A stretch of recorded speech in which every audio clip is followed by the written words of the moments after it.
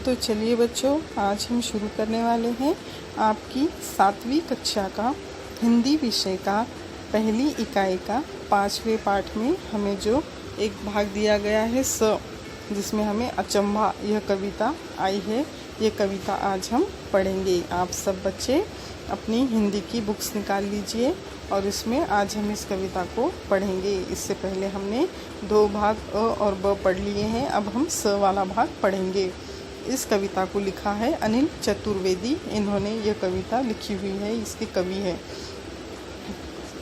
इस कविता को पढ़ने से पहले हमारी आपसे एक रिक्वेस्ट है कि अभी तक अगर आप में से किसी ने हमारे चैनल को सब्सक्राइब नहीं किया है तो प्लीज़ हमारे चैनल को सब्सक्राइब कर दीजिए और साथ ही साथ बेल आइकन को भी प्रेस कर दीजिए, ताकि जैसे ही हम हमारे नए वीडियो अपलोड करें उसकी नोटिफिकेशन आपके मोबाइल पे आपको तुरंत मिल जाए और आपको अपनी पढ़ाई करने में आसानी जाए। तो याद से हमारे चैनल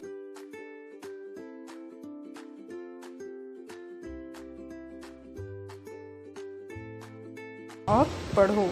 आपको इस कविता को सुनना भी है, अच्छे से समझना भी है और पढ़ना भी है। अचंभा।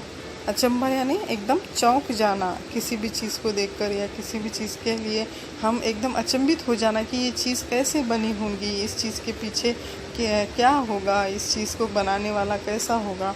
हम इस बारे में हमेशा सोचते हैं। हमें अचंभा होता है कि ऐसी चीज़ें कैसी हो सकती है, किसने इसको बनाया होगा। इस कविता के कवि है अनिल चतुर्वेदी।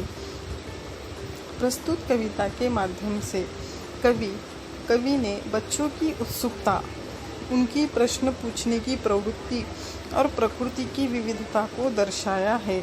प्रस्तुत कविता में क्या हुआ है, इस कविता में कवि ने बच्चों की उत्सुकता यानी बच्चों को जानने की तरह तरह के सवाल आते हैं। बच्चों के दिलों में तरह तरह की चीज़ें उन्हें दिखती है जो उनके लिए नई होती है। उन चीज़ों को जानने के लिए बच्चे क्या होते हैं, उत्सुक होते हैं। यानी बहुत ही वो मतलब उनके अंदर एक जिज्ञासा होती है कि यह चीज़ किस तरह से होती है, इस चीज़ के क्या होता है, वो जानने के लिए उसके लिए बेचैन होते हैं।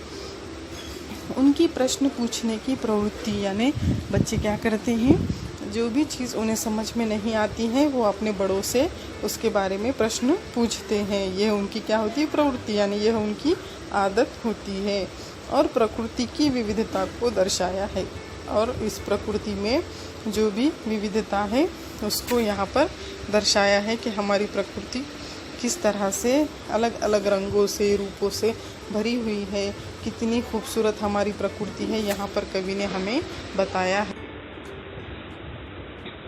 चलिए फिर अब हम इस कविता को पढ़ते हैं।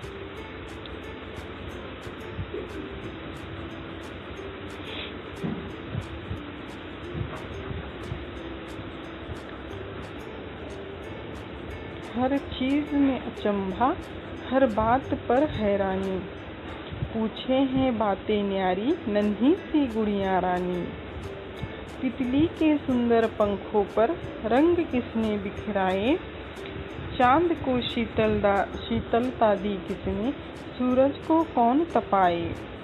यहाँ वहाँ आवारा घूमे, हवा नजर नहीं आती, कूह कूह करके कोयल रानी किसको गीत सुनाती।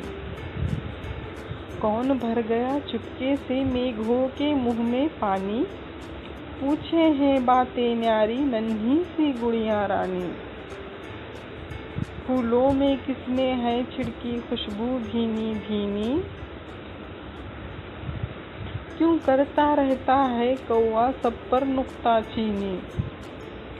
इंद्रधनुष में क्यों नहीं होते रंग 7 से ज़्यादा,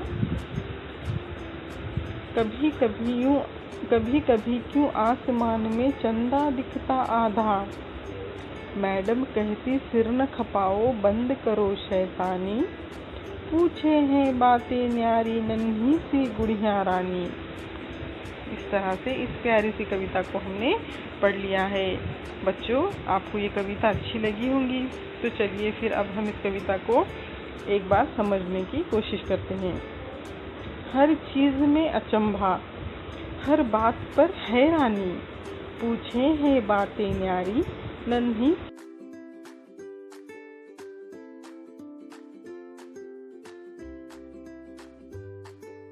क्या होता है, हर चीज़ में अचंभा, यानी कि वो हर चीज़ को देखकर अचंभित हो जाते हैं, हैरान हो जाते हैं कि हर चीज़ कैसे बनी होंगी, इसको किसने बनाया होगा। इस तरह के कई सवाल उनके दिल में, उनके दिमाग में आते हैं। हर बात पर हैरानी, यानी उनके आसपास जो हर बात होती है, हर जो चीज़ होती है, उनको देखकर वो अचंभित यानी कि हैरान हो जाते हैं, सोच में पड़ जाते हैं कि ये चीज़ें कैसी होंगी। पूछे हैं बातें न्यारी नन्ही सी गुड़िया रानी, यानी कि ऐसे चीज़ों को देखकर नन्ही सी गुड़िया रानी क्या करती है, कई तरह के प्यारे प्यारे सवाल पूछती है, ऐसी कई तरह की प्यारी प्यारी बातें पूछती है। कौन पूछती है? नन्ही सी गुड़िया रानी। तितली के सुंदर पंखों पर रंग किसने बिखराए। जो हमारे आसपास तितलियां घूमती है, उन तितलियों के सुंदर पंखों पर रंग किसने बिखराए हैं, ऐसा सवाल कौन करती है?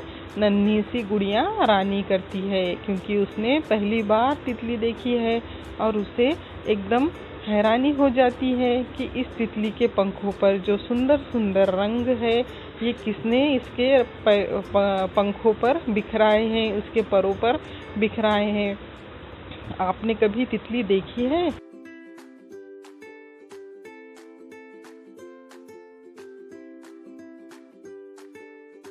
भरे हुए होते हैं, तो आपके भी मन में कभी सवाल उठता होगा कि इन तितलियों के पंखों पर इतने सुंदर, इतने प्यारे रंग किसने भरे हैं। तो उस नन्ही सी गुड़िया रानी के दिल में भी ये सवाल आया है। चांद को शीतलता दी किसने, सूरज को कौन तपाए। यानी कि जो चंदा मामा या जो चांद रात में आसमान में निकलता है, वो इतना ठंडा, इतना शीतल, शीतल यानी कि ठंडा, इतना ठंडा कैसे होता है, उसको इतनी शीतलता किसने दी, यानी उसके अंदर इतनी ठंडाई किसने दी है, ऐसा उस गुड़िया रानी के मन में सवाल उठता है। सूरज को कौन तपाए, और सूरज क्या होता है, बहुत गर्म होता है, इतनी गर्मी होती है सूरज के अंदर, तो उस सूरज को कौन तपाता है, ऐसा सवाल उस छोटी सी गुड़िया रानी के मन में आता है। हमारी प्रकृति में किस तरह से सुंदर सुंदर तितलियां हैं, चांद सूरज है, यहाँ पर उस नन्ही सी गुड़िया के मन में ये सवाल उठते हैं। यहाँ वहाँ आवारा घूमे हवा नज़र नहीं आती, यानी कि यहाँ वहाँ आवारा घूमने वाली, यानी कि हवा को कोई बंधन नहीं है, हवा हर तरफ घूमती रहती है। तो यहाँ वहाँ घूमने वाली ये जो आवारा हवा है, वो हवा नज़र नहीं आती, यानी कि आपने कभी देखा है, आपको किसी को हवा दिखी है कभी? हवा कभी नज़र नहीं आती है। तो ये हवा नज़र क्यों नहीं आती है, ऐसा सवाल उस गुड़िया रानी के मन में आता है। कूह कूह करके कोयल रानी किसको गीत सुनाती। कोयल जो है, आपने कोयल देखी होंगी, वो क्या करती है,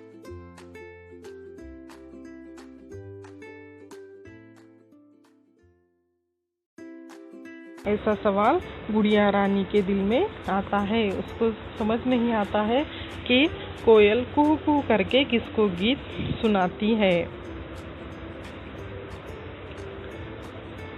कौन भर गया चुपके से मेघों के मुंह में पानी।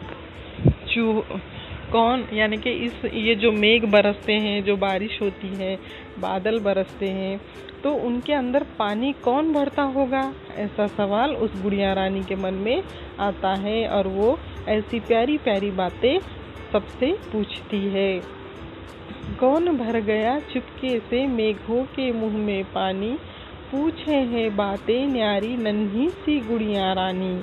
ऐसी प्यारी प्यारी बातें कौन पूछता है, हमारी नन्ही सी गुड़िया रानी पूछती है कि इन बादलों में पानी कौन भरता है, इन बादलों के अंदर पानी कहाँ से आता है, और ये बादल ज़मीन पर ये पानी कैसे बरसाते हैं। ऐसे तरह तरह के प्रश्न यानी कि सवाल उस गुड़िया रानी के मन में आते हैं।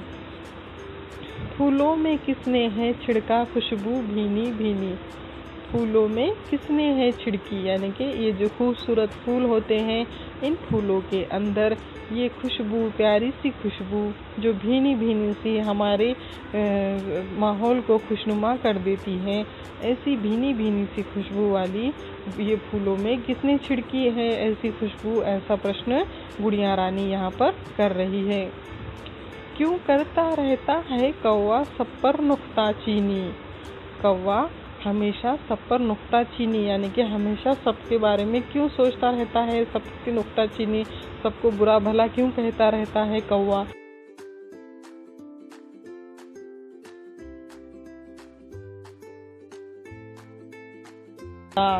यानी कि रेनबो, इंद्रधनुष यानी रेनबो।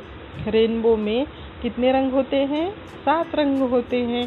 तो यहाँ पर गुड़िया रानी को सवाल आता है कि इंद्रधनुष में सिर्फ 7 ही रंग क्यों होते हैं? 7 रंग से ज़्यादा क्यों नहीं होते? 8वां रंग क्यों नहीं होता? ऐसा प्रश्न उस गुड़िया रानी को आता है। आपको कभी ऐसे तरह तरह के प्रश्न आते हैं?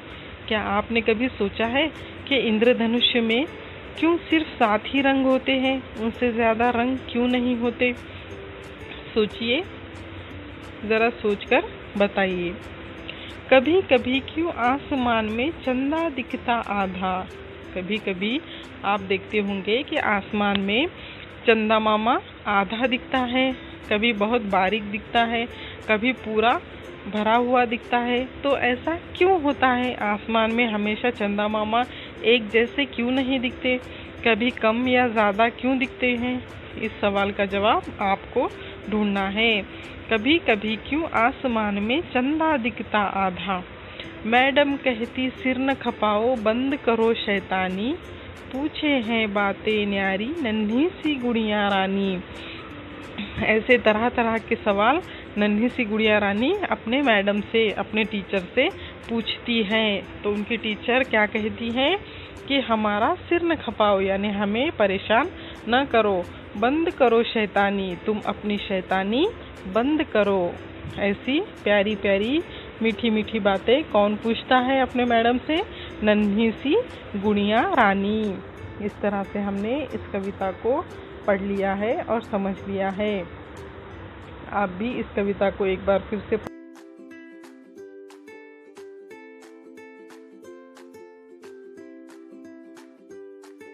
खुशबू कौन डालता है?